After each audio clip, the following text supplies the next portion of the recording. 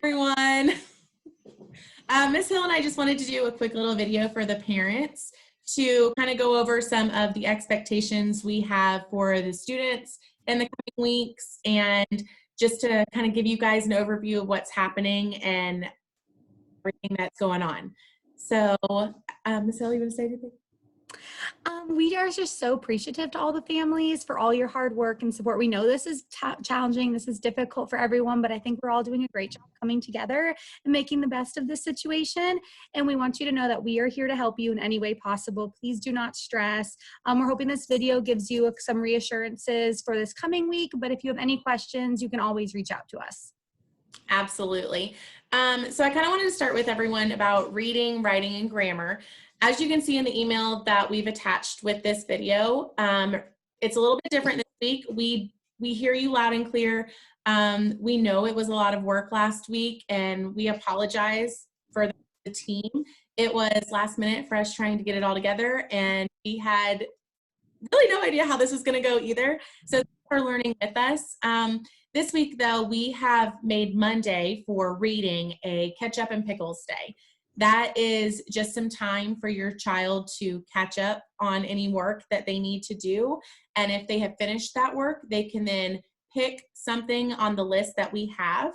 You'll actually see that on the flip grid that is attached to the class notebook that Ms. Hill created that she's going to talk about a little bit later. So you'll be able to see that. There is no writing this week, and there is no grammar this week. Just use that time to catch up on anything from last week that you didn't finish.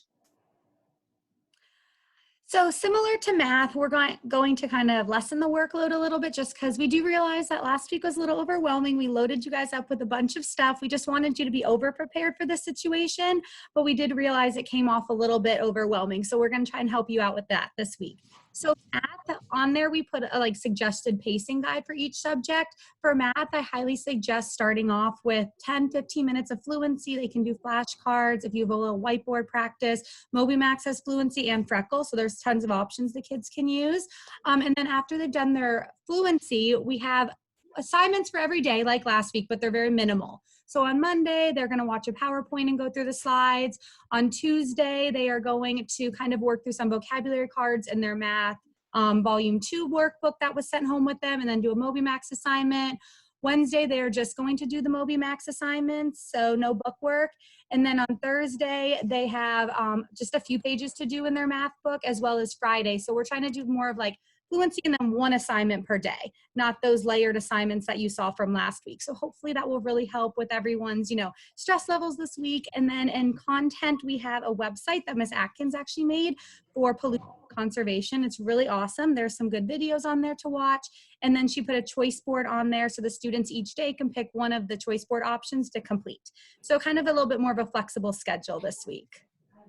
And we do want you guys to know that we understand that most of you are working from home as well, and that the technology is very limited. I know if Hayes was old enough to be working on stuff, we'd be in trouble because there is only one laptop here. And you can hear him. Oh. So, we just want to make sure that you guys know that we understand, and if it doesn't get finished that day, that is okay. But please, please, please don't overwhelm yourself or your child. The county has asked us to give 2 hours worth of work every day, but if you don't have 2 hours to give, that's all right. If you would rather spend 4 hours one day out of the week and try and get as much finished as possible, whatever works for you and your family, that's what we hope that you guys are able to do.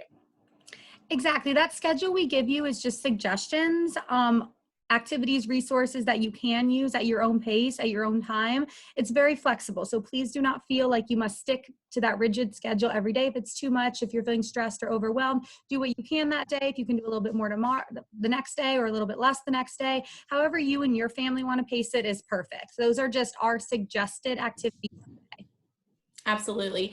And if you are a part of the King Springs Facebook, you should check out some of the schedules that parents have posted on there that's working for their families on, when is wake up, when is work time, when is just family time, or sometimes mom and dad time just to get some work finished. That's okay too. So check those out if you are needing some additional help in planning for your family. I actually think I'm going to use one of those schedules for me because I really need to get myself back on a routine. So I've actually kind of downloaded some of those. So I'll let you know how that goes. Good, let us know. So wanted to talk to you guys about something we're going to start. We really miss seeing everyone's faces. This has been really hard for us. Part of why we love this job is getting to interact with the kids on a daily basis. It's our favorite part of the job because they're just so amazing and we're not getting to do that with them. So it's pretty heartbreaking for us and we're really missing everybody. So on Mondays, like kind of like a little Monday morning to start off the week, we're going to do a Zoom whole class meeting and everyone will be able to log in. We'll send out the email link. You just click on it. You do need to type in a username, but that's it. You just type in the username and it should connect you to our meeting and that little, everyone's face should pop up and we should all fit on one screen, which would be really cool. So everyone can interact and see each other and we can all talk and just greet and share and start off the week on an awesome note because I know that we're missing everyone and I'm sure that they're missing their classmates as well. So we think that this will be really a positive addition to our virtual learning adventure. I'm excited. I think it'll be fun. Pretty fun. So we're going to try that out tomorrow. So just kind of be patient with us. It's our first time. So hopefully it all goes according to plan, but growth. Okay, so what I'm going to do now is my first time sharing the screen as well. So let's hope this works. I'm going to try and share the screen that I have on my computer and go over how your student can log into OneNote this week.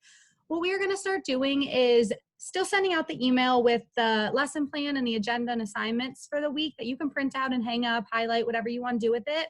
But we have heard from some parents that they would like an option for their student to be able to just go on and click on the activities, see them clearly, and not have to kind of have the parents go back in their email and pull up the Flipgrid. And so we thought that using a OneNote classroom would be a good option for the students so they can access it on their own. If you're trying to get something done or have a meeting or conference, this is something that they probably most of them know how to do. And if not, I'm going to walk you through it right now so you can practice it with them today or tomorrow. So let me share my screen.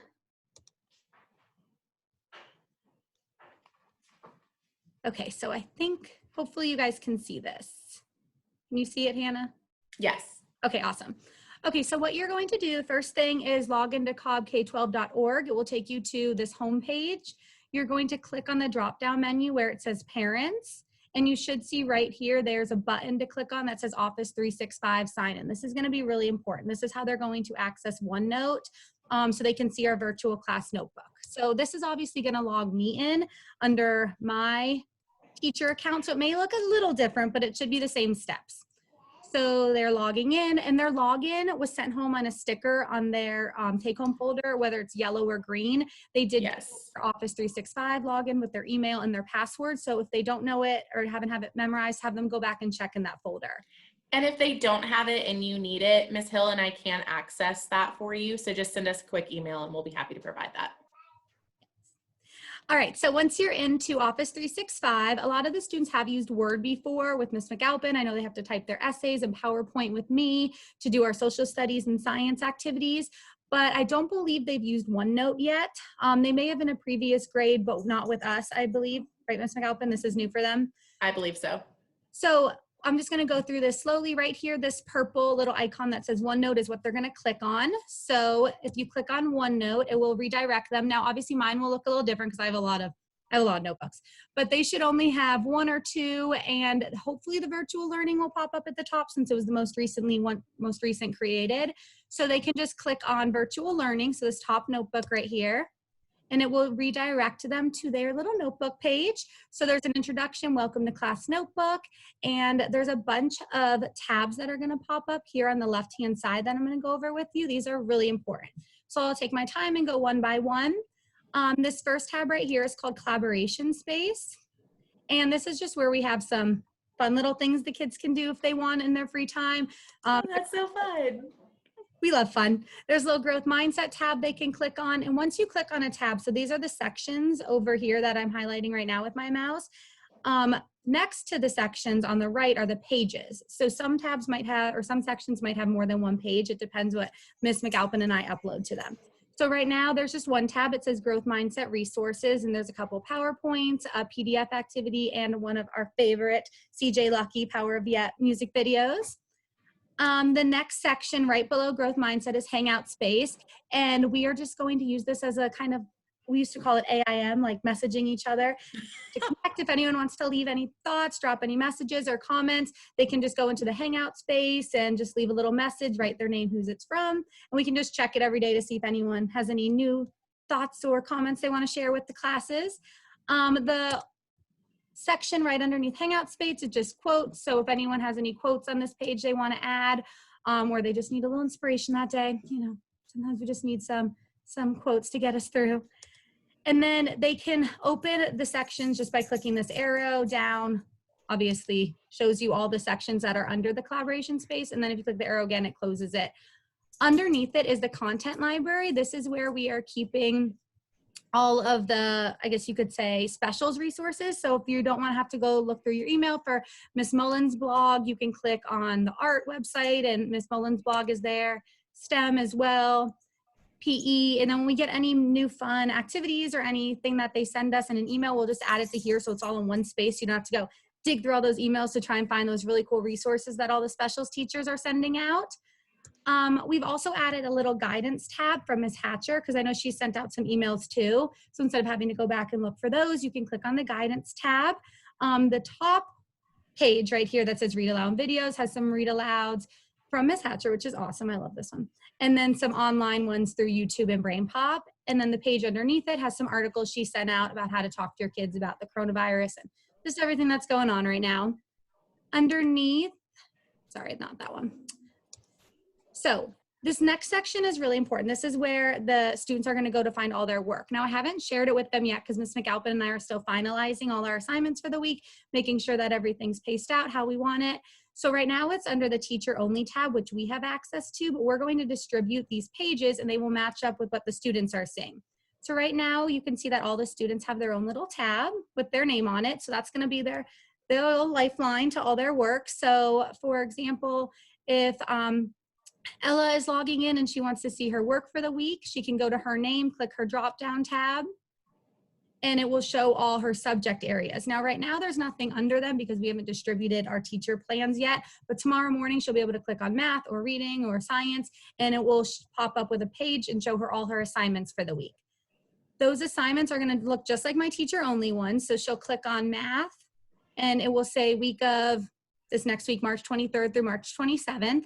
And underneath we have the standard and then the assignments by day. So Monday's assignment is to click on the PowerPoint and go through the slides. You can honestly just click on this right here and it should direct you to PowerPoint. Tuesday assignment, we have a little read aloud on YouTube. So click the link, it should direct you right to YouTube. And then it tells you what the BobyMax assignments are for the week, the workbook pages for the week, fluency, and anything that you'll really need to use that entire week will be under this one page tab. So for science, there's actually 2 page tabs because one lists out the activities Monday through Friday, along with the awesome website that Ms. Atkins made. And then the one below it has some resources that I found online that I thought might be fun, just some read alouds and an optional STEM project on pollution if you guys have time and want to do some early finisher activities. Every subject that we're doing that week will have the page. So if we're not doing social studies, that's obviously blank because we're not doing social studies this week. Writing, I believe we're not doing this week to give you time for ketchup and pickles, which is awesome. We love ketchup and pickles time. And then the reading will have all the activities listed out as well. So really focus on what we send on that email. If it says, you know, we're doing writing, focusing on writing, math, and content that week, then make sure that those students are really opening that tab and looking through all the assignments we've assigned under that day. And then each week we'll just add a new page with those dates on it and they'll be able to click on it. It's easy access for them to see all their work. And hopefully they don't have to come to you all the time and say, can you check your email? Where's that Flipgrid? Where's the link? So we just wanted to give the students an independent way to be accountable and find their work and complete it with a little less, you know, hopefully parent involvement so you guys can get your work done too. But if anyone has any questions about OneNote, please do not hesitate to email us. It is our first time, definitely my first time, I believe yours too, Ms. McAlpine, doing this. It is. Online notebook class, and we're hoping it all goes according to plan, but trial and error. So please let us know if your student is not able to see something or log on or access one of the pages or sections, and we will do our best to try and get that figured out for you. We're really excited about it, so I hope that OneNote kind of helps out with a little bit of that independence and gives them an opportunity to find their work and complete their work on their own, because I know, you know, This is really hard on everyone, and we appreciate all the parent support because I know you're trying to do your job and then homeschool, so it's a lot. So hopefully this gives you guys a little bit of break. Is there anything you'd like to add, Miss McAlpine? I think that I covered. I think you've got it, Ms. Hill. I guess the only thing is, let us know if you guys need anything. We are happy to help in any way. Let us know if your kiddos just need a Skype just to see a friendly face, or if they just need some baby giggles or puppy faces. We've got lots of puppies to share with them through me and Hill. So I could use some baby giggles. okay, well, you know, my way. you're ready for it. So let us know what you guys need. We're here to support you as well. And thanks so much for all you guys are doing. We really appreciate you. You guys are awesome. Keep up the good work. Bye.